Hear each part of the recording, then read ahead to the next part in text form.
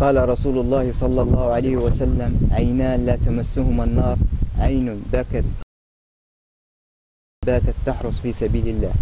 نلتقي بالأخوة أفراد كتيبة حماية النهر الصناعي تزربو الذين يقومون بحراسة حقل آبار تزربو بحكم تزربو منبع النهر الصناعي تزربو. نرحب بك. يا مرحبا، الله يسلمك. عرفنا بنفسك. عابد جمعة رمضان، رئيس عرفة واحدة، آمر حرس مجموعة. نعم يا أستاذ. نعم. منذ متى تواجدكم في هذا المقام؟ بالنسبة لنا طبعا نظاميين ما يقارب عن 23 سنة طبعا. نعم. فترة طبعا الحراسة للآن. نعم. أهم المشاكل اللي تواجهكم في أداء أعمالكم؟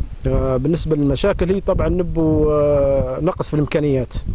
فيما تتمثل الإمكانيات؟ الإمكانيات طبعا في الآلات وفي الأسلحة. نعم. رسالة توجهها إلى جهات مختصة؟ بالنسبة للرسالة نوجهها لرئاسة الأركان، طبعا يدعمونا طبعا بسيارات وآلات ونتمنى أن يجوا يشوف شخص، نبو أي شخص يجي يشوف، يعني اللي يشوفه بعين الخير من تسمعها سماعي. نعم. كلمة أخيرة توجهها، كلمة شكر.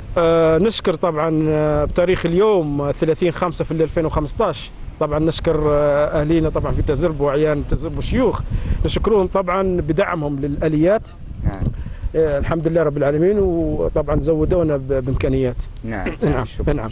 في نهاية هذا اللقاء نشكر أفراد كتيبة حماية تزربو على ما يقومون به من مجهودات، وشكرا.